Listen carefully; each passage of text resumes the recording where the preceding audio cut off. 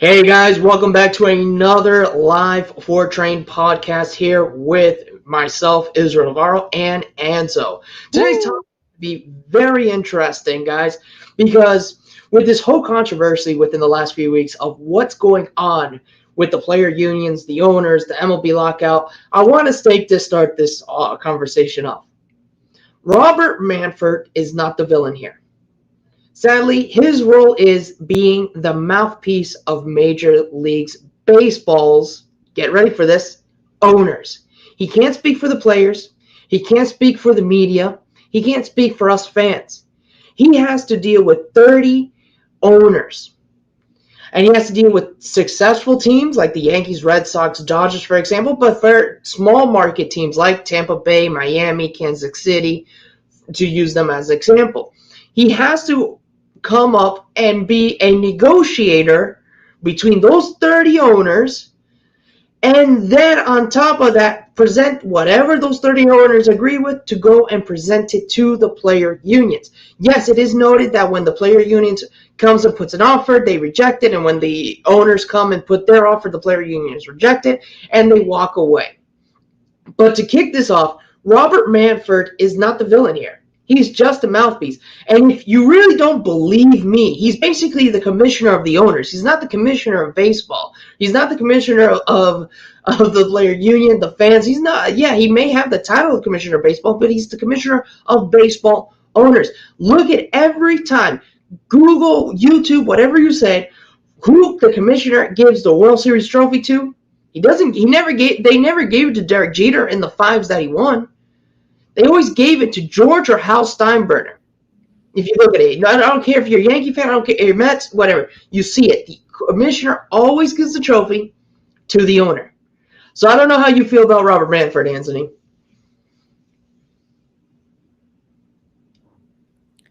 Yeah, Israel. A lot of people are hating him right now. A lot of people. I mean, he has a funny way of talking when it comes to talking to the media. And a lot of people were critiquing how he was actually just like laughing a bit after he was hyping it up, or at least the media was hyping it up that they were so close to a deal. And then their final best deal was nothing close to, something that both sides can actually agree on. And so, I mean, I've always kind of disliked the guy ever since just a piece of metal, and also not doing anything about the Astros cheating scandal and all of that. So, I mean, I don't really like the guy when it comes to his decision making and everything else when he like also talks to the media and laughs and all that stuff. Just everything about the guy I don't really enjoy, and I feel like baseball has to make a change and do something about it. But will they? Will the owners vote and choose someone else? I mean, I doubt it. Well, no, they don't have to go out there and choose another owner. See, that's the thing. This is what the owners choose Robert Manfred. They chose him because they wanted him. The 30-plus teams wanted Robert Manfred as the commissioner. So he's their guy. He's their guy. They could care less, right now, Hal Steinbrenner can watch the show, laugh it off on us, and just be like, these guys are ridiculous, because at the end of the day, Robert Manfred works for him. And yeah, one thing I will say, and it does tarnish his legacy, will be the fact that this league is not playing so far in 2022. Yeah. The fact of what happened during the pandemic, yeah, that's going to be on his legacy. And yeah, the controversy of not doing anything to the Houston Astros, because even past the past commissioners, we saw what they did with the Chicago White Sox when they threw the World Series. They didn't win it. They actually just purposely lost the World Series just to get a payday. They got blacklisted for life. Before that, Pete Rose. So you see that there are strong commissioners. Robert Manfred didn't handle that situation there with the Astros, but that's not the point here. We're not going to sit here and talk about the Astros. That's 1,000 videos on YouTube already. But the fact is that he's the owner's guys. But you got to understand, when simple as the luxury tax, if the luxury tax is raised, Now, a team like the Miami, who has a $61 million payroll as of right now, compared to the New York Yankees, the Mets, that are surpassing the 250 mark. Now, if you raise the luxury tax, now you're going to see a team like the Mets, the Yankees, Red Sox, Dodgers feel more comfortable to go after Carlos Correa, who's a free agent. But now a team like Miami that may not have a budget to offer Carlos Correa a 10-year, or the Rockies, or Kansas City, you got a basically, I call it a mini civil war going on between the owners, because obviously the small media teams don't want to lose out to great players that are coming out in free agency, but at the same time they aren't making revenue, because one of the things we got to understand, baseball is the only league in the United States that does not do share revenue profits. That means we don't see it, we know the Yankees are the most profitable team in baseball. Forbes ranks them as the most valuable team in all of Major League Baseball. But we don't know how much the Yankees make a year. Now, I remember seeing a video one time just alone on merchandise and talking about something simple as Anzo and I are wearing right now are the hats. The Yankees are the most profitable team known to make profit off of just hats alone. But other Major League Baseball teams don't. They don't aren't too profitable when it comes to merchandising. They aren't too profitable on ticket sales. Yeah, they don't land. While the Yankees have the Yes Network, the Mets have SNY. I can speak about that because I grew up in the Market area, and they get good deals for having their own network that they use and everything, and the relationship with the local networks as My Nine and all stuff. They get profits. Because right now, believe it or not, while we're sitting here complaining, the owners are saving themselves within missing the first two series of opening day. And I know, Ansel, you're going to be like, what? They're saving themselves $20 million. That means they don't have to pay the players. So Garrett Cole's deal with the Yankees, he's not going to get paid. He gets paid whatever number of games they end up playing, if it's just even 50 games, for example. He gets the deal. That's the amount of games he's going to get played. But by the benefit of Garrett Cole being a part of the union, that means while he may play 50 games, that means by the end of his career, he's going to have the option of playing another 110 games just because the Yankees didn't pay him that off. So that's a little protection thing there what the union does. But the owners are saving themselves $20 million a day. For an instant, the Yankees are going to lose 7 games. $20 million Hal Steinbrenner and co. is saving right now. So they don't care that you and I bought opening day tickets. They don't care. They don't care about that. They don't care we bought they're happy we still buying the spring training hats that just came out or all those merchandise. They're happy about that. They're happy of us spending money for merchandise and stuff. But they're saving money because they don't have to pay no one. And I think, well, just to go off of one point that you said that really actually shocked me. Of course, they're going to save money, but the thing that got me was the fact that you said that Garrett Cole could possibly play whatever amount of games after his contract. Is that what you said? Yeah. So let's say his contract is for him to get paid for playing 162 games. And the fact is, obviously with the pandemic, that changed because obviously the situation, health, everything. But now in this situation here, it's no more a pandemic. There's no more that excuse. There's no more that. So players like Max Scherzer on his deal with the Mets, for another guy who's just playing for 3 years with the Mets, if I'm not mistaken, he's losing money out.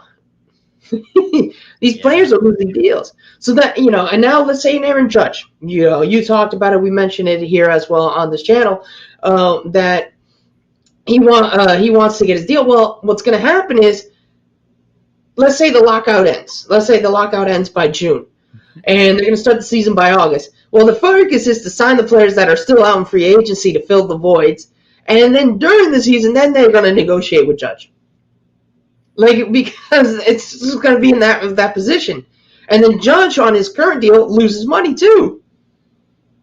Damn. So the players are losing. Not only us fans are losing, but the players are losing even their pay, and the owners are pocketing the money in. So do you actually think they're gonna keep extending it? I am prepared. There is no baseball in April. I'm gonna go make. I feel like I'm gonna be the first person to ever predict this right now. There's gonna be no baseball in April, and I have a weird feeling, and we might go into some weird spring training kind of thing, and we're gonna see like something similar to what happened during the pandemic. That all East Coast teams are just gonna play games against each other. All Central teams play against each other. All West Coast teams play against, and then do it like a large style playoff kind of thing with 14 teams, 16 teams, whatever, just to make it more exciting. And no question, we're going to have to accept the fact that World Series is going to get played in November and is going to conflict with the World Cup of soccer, because the World Cup of soccer this year is going to get played during November, December.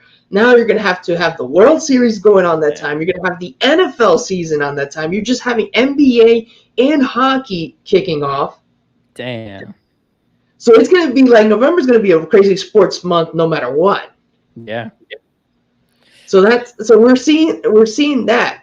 But the thing is, these owners don't like right now. The people who just went to New York City and protest, the owners don't like. Oh, they're protesting against Rob Manfred. Go ahead, protest against the guy. But if you're a Mets fan, go protest against Steve Cohen. Yankee fans, we do have to technically protest against Hal Steinbrenner. We have to protest and that's all their speculation why Derek Jeter even left as his ownership. Because he didn't want to be seen as a bad guy. Because now Derek Jeter's not on the side of the player. He's on the other side. He's on the other side about making profits and making money. Yeah, just a side note, I'm actually coming out with a video about Derek Jeter and his true intentions. It's a long video, so stay tuned for that. But yes, Derek Jeter did leave. But it is interesting to see how all these players and how you have to like choose a side. It's kind of like politics. You choose a side. Are you going for these guys that are super rich, or are you going for the players that are also super rich but not as rich? And and so you choose which one, and I mean, for me, I'm just trying to stay as neutral as possible and just create like baseball content as much as possible too. But it's like all these like back and forth, and I mean, the only thing I understand is like universal DH, and there's so much other stuff, like just the numbers behind it all.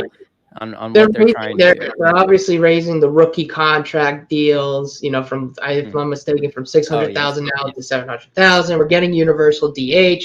The players do want a more, if I'm remembering correctly, a 14 team playoffs kind of playoff setup. So instead of do you like that idea? If it is going to get rid of the wild card.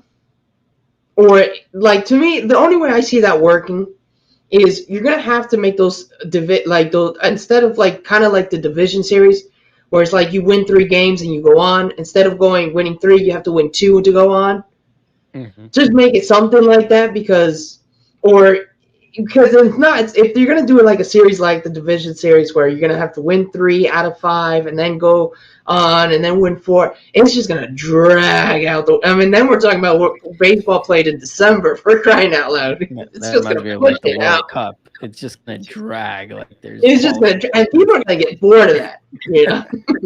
I do kind of like, I do like the wild card. I do like that the race for the wild card, and then you get into the division series, and then from the division series to the championship series, and that I do like that setup. But I understand the profits, and this is where it is. The owners don't want to share profits with the players. And it's not like Major League Baseball isn't making money. They just made, before the pandemic, $10 billion. And I said earlier in the video, they're going to make more. If they were to play this regular season, they were projected to even make more than $10 billion. So it's not like baseball is still in the top 3 sports of this country. But it's like what you were saying, like the video you sent me, where like if baseball had a salary cap, then that meant that the owners would have to open up their books and show how much they're actually making. But they don't want to do that, because they're trying to say, hey, look, we're not making money, we lost money. But in reality, I mean, this is one of the most popular sports, and they're probably bringing in bank. Well, just look at this. Baseball, they don't really make money on ticket sales at the stadium. They don't. Hot dogs. Not the hot dogs, the TV deals. Hmm. And then during those TV times, if you notice, there's specific commercials going on. For us Yankee fans, we always see the Toyotas. Because Toyota pays sponsorship to the Yankees. So when you're watching it on Yes Network, My Nine, or whatever time the Yankees are playing, you see that commercial there for that. Then not only is that, but TV deals. So let's say the Yankees have 100 games they play on Yes, another 30 games they play on ESPN, another 30 games they play on My Nine. So let's say Yes Network is paying the Yankees, even though the Yankees own the network, so they're profiting there a double. But let's say the Yes Network wasn't owned by the Yankees, and it's just a private New York news network. They can be like, Yankees, for each year, we're going to give you $500 million just to have the rights to play 100 games. ESPN comes, we're going to give you $200 million. My Nine, we're going to give you $300 million. So not only is that, on the TV networks, they're making money. Mm-hmm. On the obviously advertisement during the games, when you're watching it at home, they're making money. The same thing on the radio station. Those little advertisement time slots, they're making money.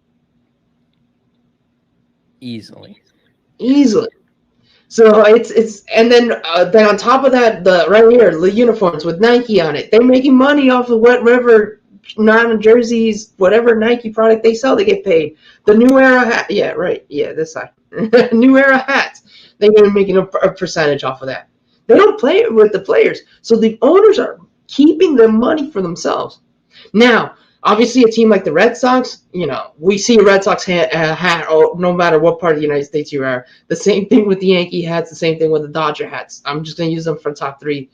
These are teams that make money. They make money. And then people people were like, wow, Steve Cohen bought the Mets for so many billions of dollars. Well, because the Mets are in New York City, even if they don't even, let's say they go on a 10-year spree of not making it to the World Series. I'm going to a far fetch. I know our good friend Will probably be like, no, that's not true. But let's say they hypothetically go that far. Just because they're in New York, the TV deals they get because they're in New York, one of the media capital of the United States. Mm-hmm.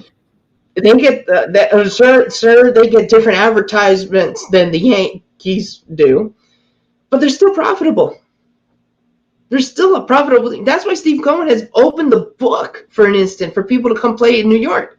He gave the deal to Francisco Lindor. I'm pretty sure if they raise the luxury tax, I think he wouldn't be afraid to go sign a Carlos Correa.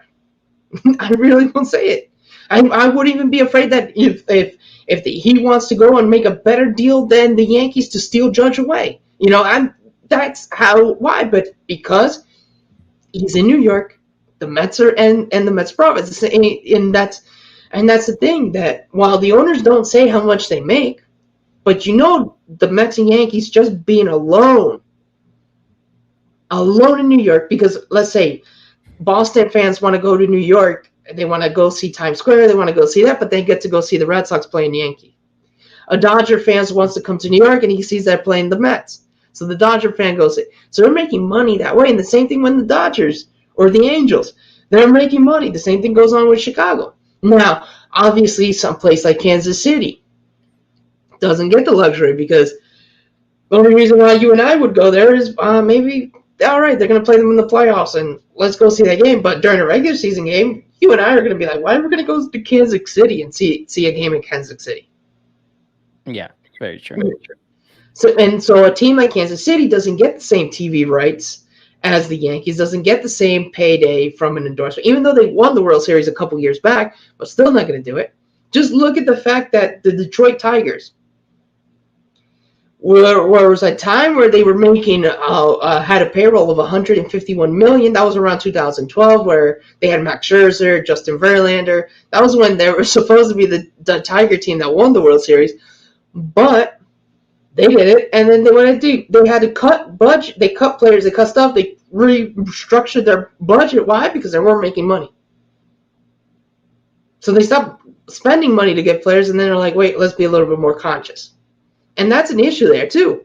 Now, Florida, for an instant, the Tampa Bay Rays aren't financially, well, they're saying they're not financially good. The same thing Miami, we don't have the same financials to compete with the Yankees. But I guarantee you, when they go to sell the team, those teams are not going to sell less than $1 billion. Those teams are going to sell over $2 billion alone. Easy. Yeah. I mean, if the Marlins sold for 1.2 billion, and that was 2017, and that was the Marlins, like crappy team. So yeah, no, I mean, I feel like the numbers are high, and the owners are making money, and it's just a matter of when do you think that an agreement will actually, hit? Like, to wrap it up, when do you think will be the last day? And who's going to win it? Is it going to be the owners or the players? Who's going to give it? I think the players are going to win it. The players are going to win it. Just because, the players aren't. Okay, obviously, I don't see the luxury tax being raised, and that's going to be that's an internal thing with the owners. The players aren't really asking so much about that. They're just asking to get their pay, get their pays, their benefits. They're all in favor for the universal DH. Yeah, they're looking to make the playoffs more exciting, making it a longer postseason. But the players are adamant to what they want. They're not the ones changing their negotiate. They always come with the base, may tweak things here and there just to make it appealing a little bit more for the owners. But the ones who are not budging or not changing are the owners. They're the ones that are making it difficult to come to an agreement.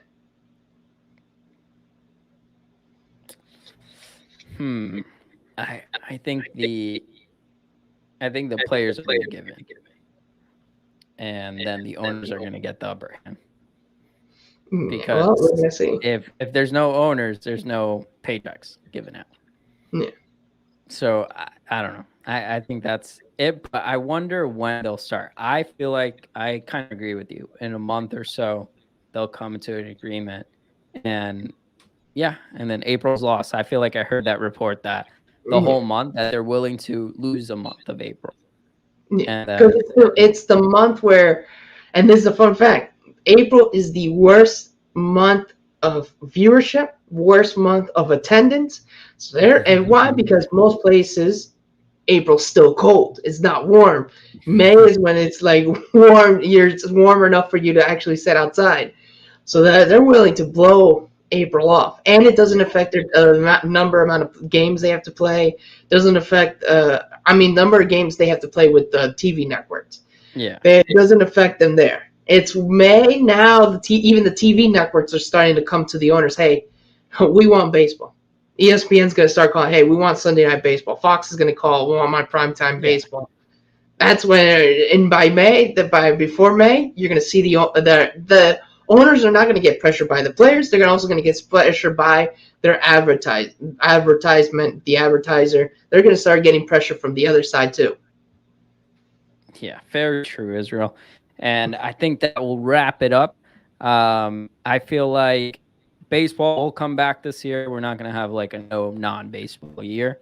And I felt like I actually learned a lot, actually just listening to you, Israel, for the most part. Because, when it comes to this stuff, I don't really pay attention to this too much because it doesn't really interest me.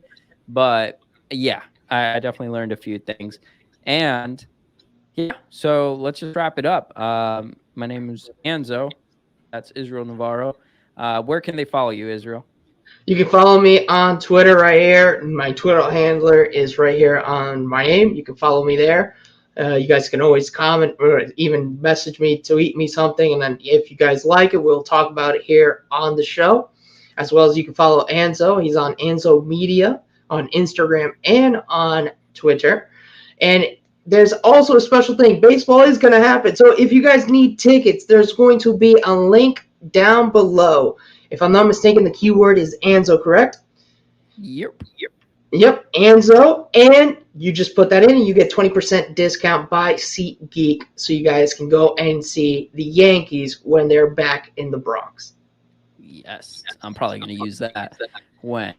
Well, I'm probably going to have family members use it because I already have a SeatGeek account. But definitely in May, got to get some baseball tickets because that's probably when the season will start. Exactly. And what else? Make sure to like the video. Make sure to comment down below. Let us know what you guys think about this topic. Do you like Manfred? When do you think the season will actually start? Who do you think will win? Will it be the owners, the players? Who will have the upper hand? Let us know in the comments below. As always, thank you for watching. This was the 4Train podcast. And make sure to subscribe as we come out with weekly videos on different topics. And we would love for you to become part of the community. So thank you. And we'll see you guys next time. See ya.